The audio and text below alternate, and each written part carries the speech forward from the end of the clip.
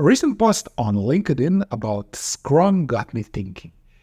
It mentioned that even with the promise of twice the work and half the time, Scrum wouldn't solve problems because many organizations don't actually have a developer problem to fix in the first place.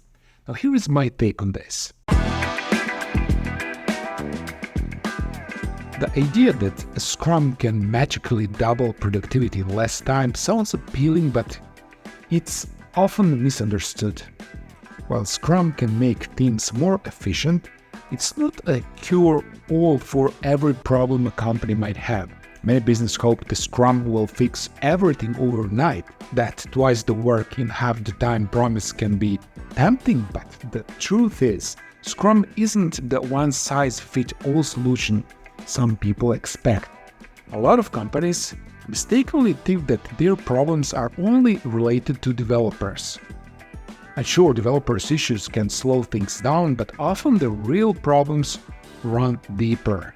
Things like unclear goals, poor leadership, or messy process can impact how well teams perform. If you want to get the most out of the Scrum, you need to see it as a tool, not the answer to everything. It's a framework that helps teams deliver value step by step. But how well it works depends on how you use it. Here is what organizations can do to make Scrum work. Number 1, set clear goals and priorities. Why? Because the team needs a well-organized backlog to stay focused. Next, build a collaborative environment, because Scrum works best when teams cooperate and communicate well. Use retrospectives to figure out what's working and what isn't, so you can improve continuously. Give your teams the tools, the training, the guidance they need to succeed. Scrum can be a great way to boost productivity, but isn't a magic fix.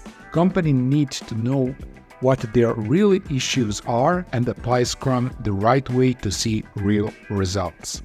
When used as a tool, not as a miracle solution, Scrum can help organizations make lasting positive changes. That's it for this lecture, and thank you for watching.